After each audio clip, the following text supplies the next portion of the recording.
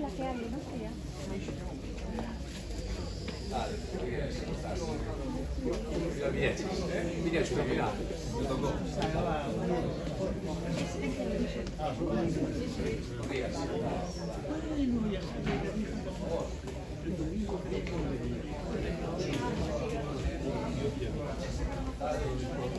Fomos alcaldes, sabemos da importancia que ten estar moi pegado ao territorio e creo que os alcaldes dos 313 concellos de Galicia saben perfectamente desa trascendencia, non? Ademais, en aqueles momentos, anos 80, anos 90, creo que ninguén se olvida, daquela pues tiña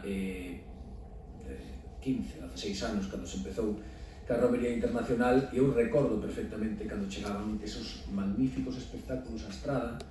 Por os países máis dispares e alonxados, anécdotas casi increíbles se non o houbéramos vivido en outras tantas historias que quedarían no esquecemento se non fose por ti. Anécdotas das que aquí hai moita máis xente presente, como Ramón, que vivíchedes algo increíble por lá por Corea. O meu concello de Brión foi parte da romería dende o primeiro momento cando se decideu o seu percorrido itinerante. Durante 14 anos tivemos a sorte de vivir este verdadeiro milagre cultural e como primeiro presidente do Padroado fun testemunha directa do espírito pioneiro e da ousadía que caracterizaron esta iniciativa.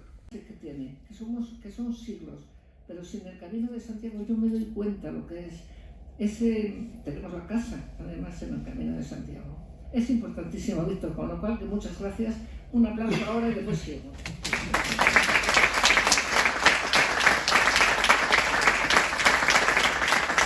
Es que él no se da importancia, pero lo es. Es verdad que sí. Bueno, total, que de allí nació el que, gracias al consellero, nos dice pues, que está una cosa que se llama la Romería Internacional y bueno, yo creo que eso os puede valer. Y yo me pensaba que iba a venir a Villafranca pues un espectáculo pues normal, folclórico, no sé. A ver, gaitas en Villafranca no nos faltan, ¿eh? Y el caso es que entonces un día apareció otro señor al que quiero dar muchas gracias, que es mi amigo Bernardo. Porque de aquello nació una gran amistad, gran amistad. Y entonces apareció este señor, Bernardo, allí, y yo me dijo, bueno, ¿dónde podemos hacer el espectáculo? Y digo, pues aquí tenemos un teatro, el teatro de mi pueblo es una monada. Pero claro, yo creo que Bernardo se descojonaba de risa, porque decía, es que no cabe nadie. Digo, ¿cómo que no cabe nadie? No, que calcula para 3.000 personas. Digo, ¿pero cómo? Y éramos una pandilla de gente, de 5 o 10 personas, la Asociación de Amigos de Villafranca. Bueno, pues aquello fue una experiencia, porque tuvimos que aprender a poner sillas, a la instalación de los escenarios, de las luces, al alojamiento de la gente que venía de los espectáculos, que era impresionante. Bueno, fue fantástico.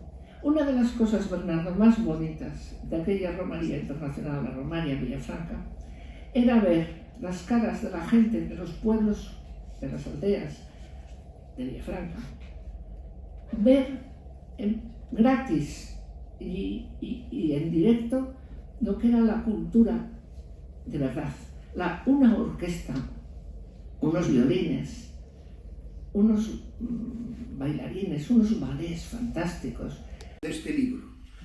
Foi o fundador da Romería Internacional e o seu director.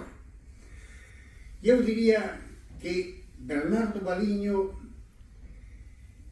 foi algo así como o animador e foi algo así como o brazo dereito na promoción do Camiño de Santiago.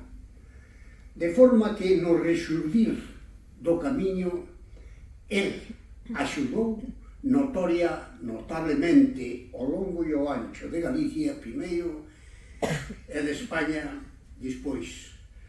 Dicía un profesor da Universidade de Hamburgo, Dietrich Schwanit, que estamos nun mundo de cosmovisións, no que as teorías, verdadeira mescolanza ideolóxica e científica, convírtese nun mercado de opinións de rumbo variable.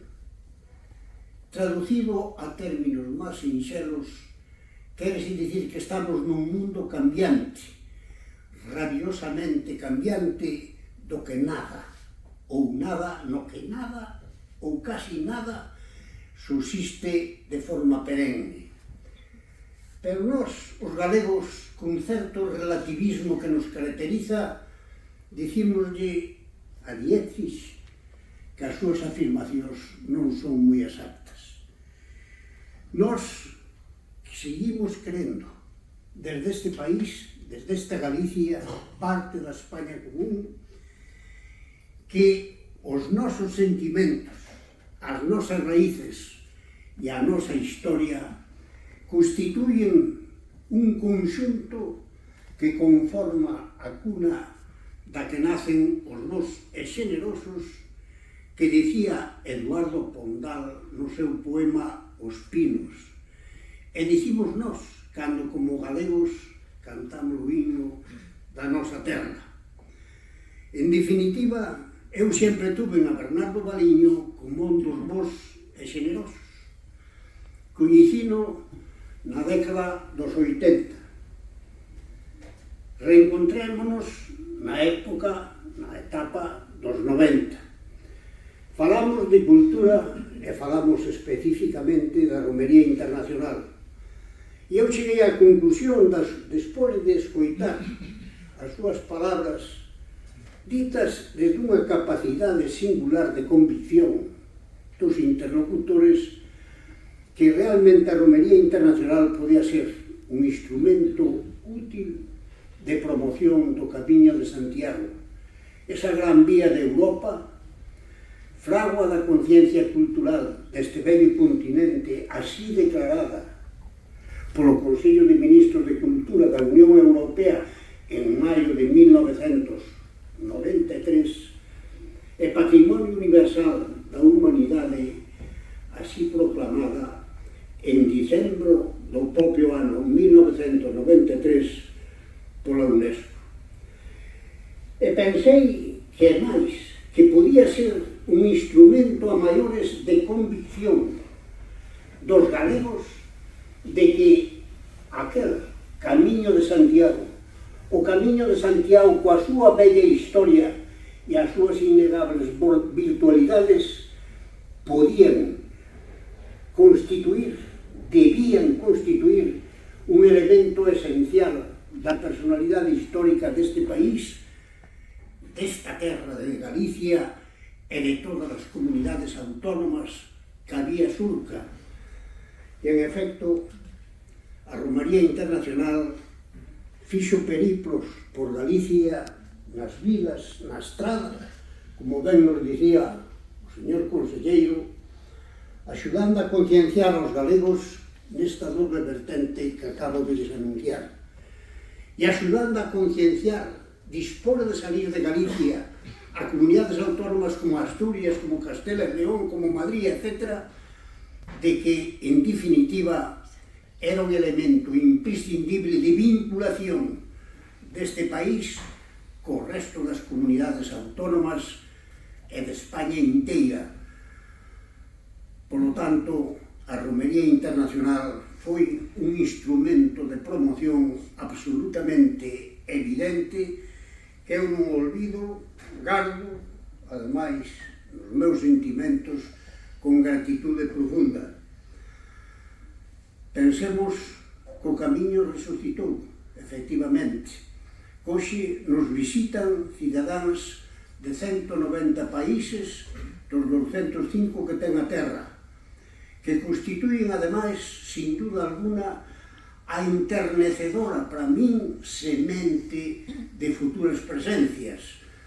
Por lo tanto, gracias, amigo Valiño, e gracias a todos vostedes por nos escoitar, especialmente a miña longa intervención.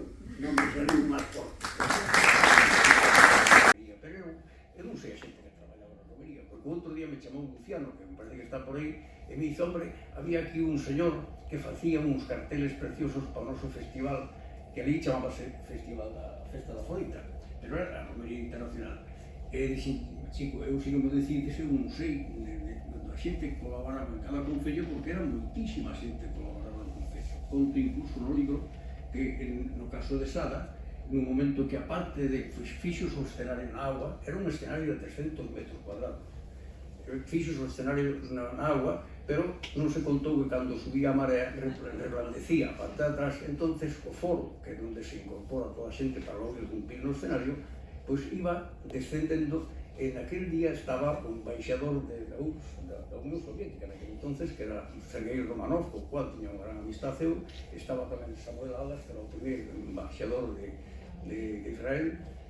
Bueno, unha cantidad de xente, bueno, o periódico ponía 25.000 personas, pero como había 25.000 personas, pero tampouco non podemos discutir os periódicos agora, non? Entonces, había moitísima xente.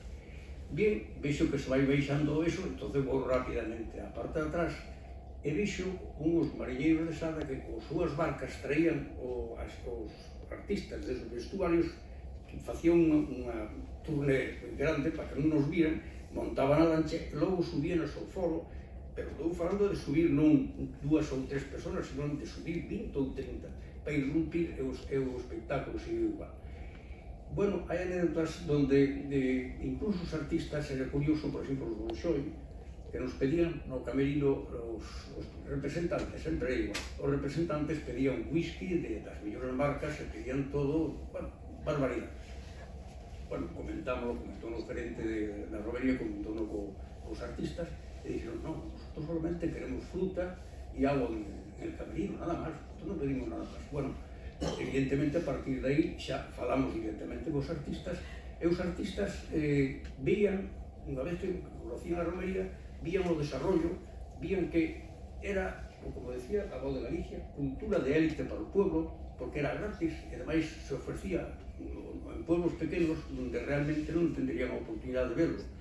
Entonces, eles mismos, en un espectáculo que había que pasar a mopa, que estaba o escenario un pouco húmedo, un deles, unha estrella do Bolshoi, colleu a mopa e pasou sin problema ningún. Quero dicir que eles disfrutaban vendo que tamén podían facer espectáculos para xente non habitual nestas escenas, e además a xente apreciaba. Eu recordo nun concello da costa, ao meu lado estaba unha señora vestida de negro, que é habitual esa vestimenta nos pueblos da costa, estábamos vendo Jo era quizá o ballet folclórico no sentido de un espectáculo grandísimo, porque a romería non foi folclore en sí, foi moito máis, pero bueno, estaba